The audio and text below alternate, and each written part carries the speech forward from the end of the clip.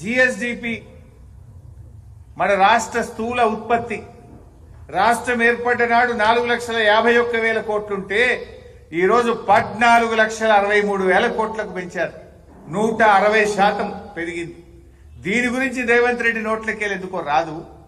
ఇది రాష్ట్ర సంపద పెరిగింది, రాష్ట్రంలో పౌరుల సంపద పెరిగింది, తలసరి ఆదాయం పెరిగింది, ఆస్తుల కల్పన జరిగింది, దేశ జీడీపీకి 5.1% మనము కాంట్రిబ్యూట్ చేస్తా ఉన్నాం.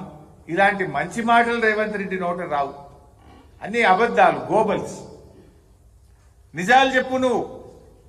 ఇలా కాళేశ్వరం ప్రాజెక్టులో ఎన్ని రిజర్వాయర్లు కట్టినాం, పాలమూరు ఎత్తిపోతల పథకంలో ఎన్ని రిజర్వాయర్లు కట్టినాం, మిషన్ భగీరథ ద్వారా ప్రతి ఇంటికి త్రాగునీరు ఇవ్వడానికి ఎన్ని కోట్ల రూపాయలు ఖర్చు పెట్టి వాటర్ ట్యాంకులు, పైప్ లైన్లు వేసి ఇంటింటికి నీళ్లు ఇచ్చిన ఆస్తుల గురించి ఎందుకు మాట్లాడు?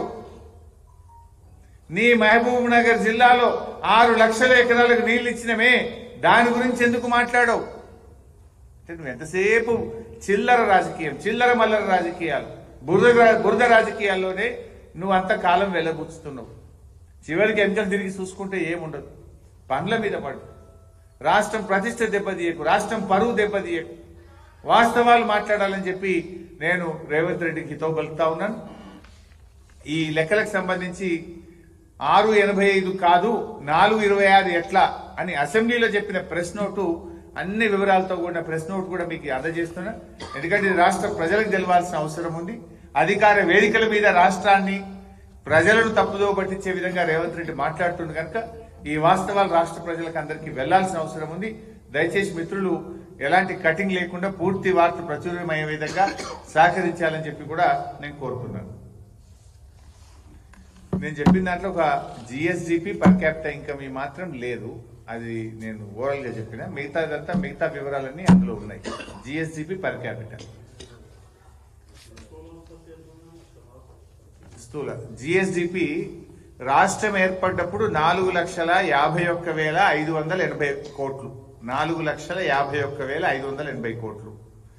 ఈ రోజు ఈ రాష్ట్ర స్థూల ఉత్పత్తి జిఎస్డిపి 14,63,363, 160% పెరిగింది.